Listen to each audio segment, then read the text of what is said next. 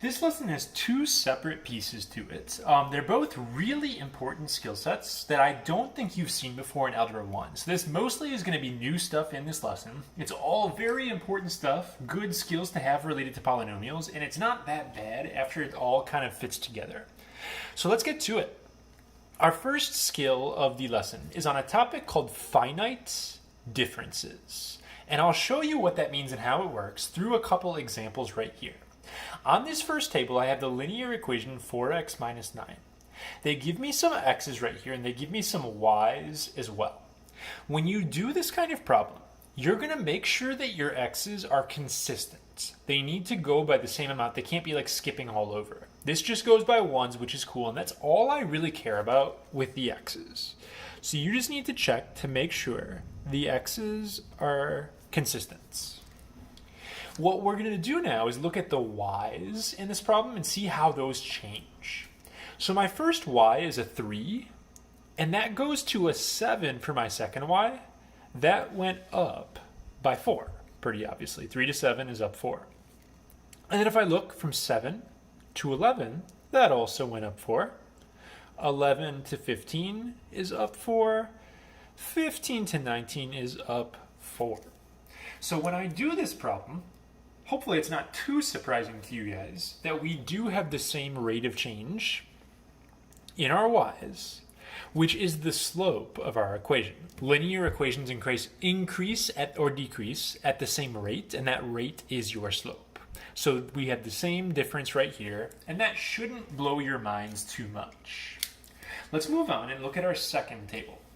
With the x's, again, all you care about is that they're consistent. They're going by 0.1s this time, but that's fine. Doesn't matter what they go by as long as they're consistent. Let's look for a pattern in my y's.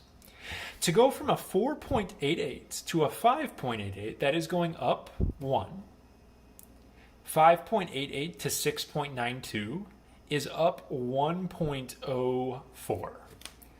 If you ever are struggling, or if the numbers are bigger and you just can't think of it off the top of your head, what you can always do on these is subtract the bottom number of the two, 6.92, minus the top one.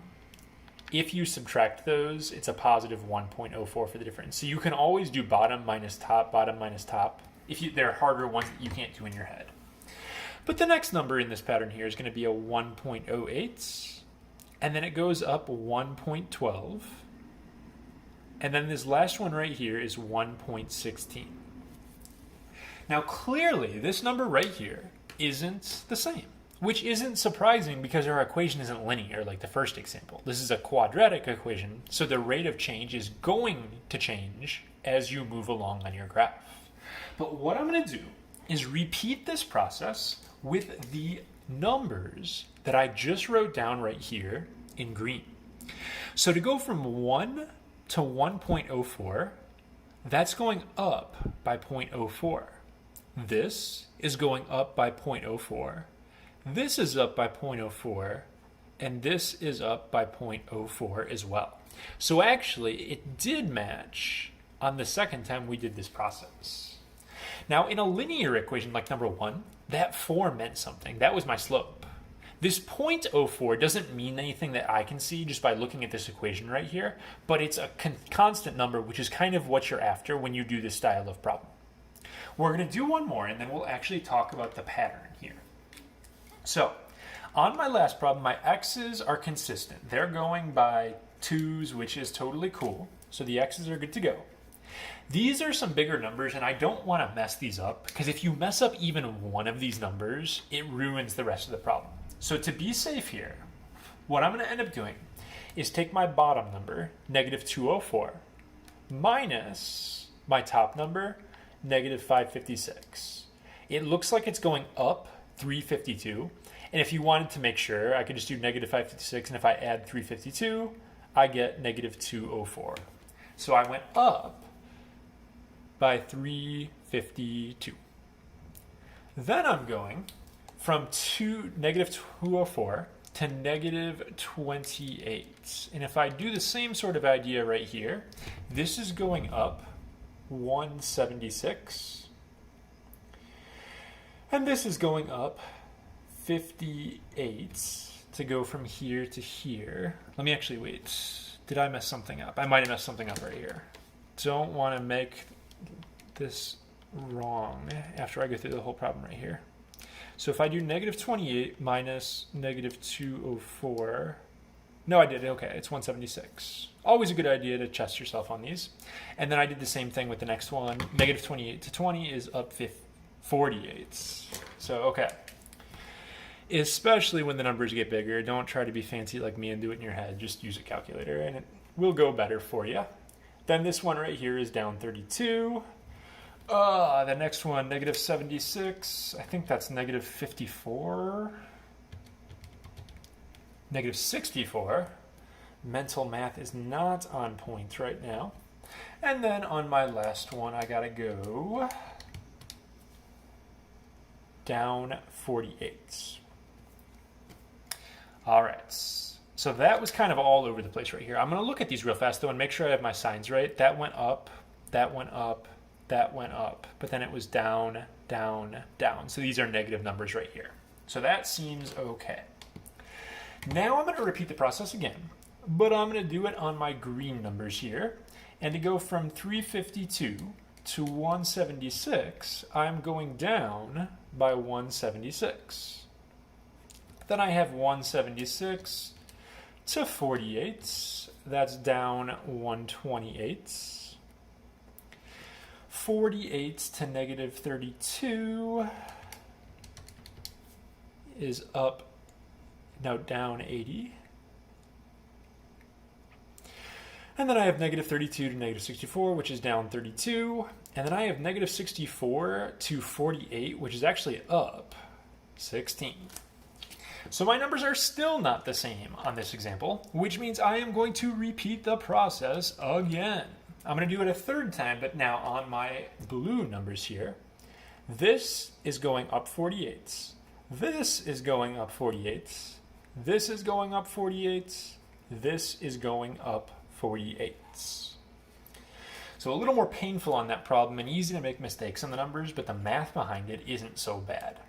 So let's look for our pattern right here. On my linear problem, it took me one time of doing this until I matched. This problem was degree 1. It's linear. On my second problem, I had to do this process 2 times until I matched. So this problem was degree 2 or quadratic. And then on this third problem right here, I had to go 1, 2, 3 times until I matched. And you can see from the actual equation that it was degree 3. So it looks like, as long as the x's are consistent on these problems, the number of times you have to do this process here until you match is called the degree of the polynomial. It gives you your degree. Now you have to be careful when you do these. If you didn't have as many numbers here and you got it down to like a single number, that's all that was left, that doesn't count as a match. But when you do these problems on a quiz or a homework problem or something like that, I'm going to usually have it work either 1, 2, or 3. I'm not going to make you do one where it's actually degree 7 because that's just a lot. So you just got to make sure you get a match of the same number. So I have that rule written down here, and this rule is called finite differences. Basically, I just put into words what I explained to you guys. As long as your x's are consistent, the number of tries until you match in the y's is the degree of your polynomial. So what I have right here is just a random table without an equation. Like I really didn't need to do finite differences on these tables because I already knew what kind of equation they were. But what makes this so useful for us is it actually works on tables where you don't have the equation that goes with it. So if I look at this problem right here, my x's are consistent. I'm good to go there. And I'm just going to look at how much I go up or down on the y's. And thankfully, I gave myself smaller numbers here. This negative 5 to negative 6 is going down 1.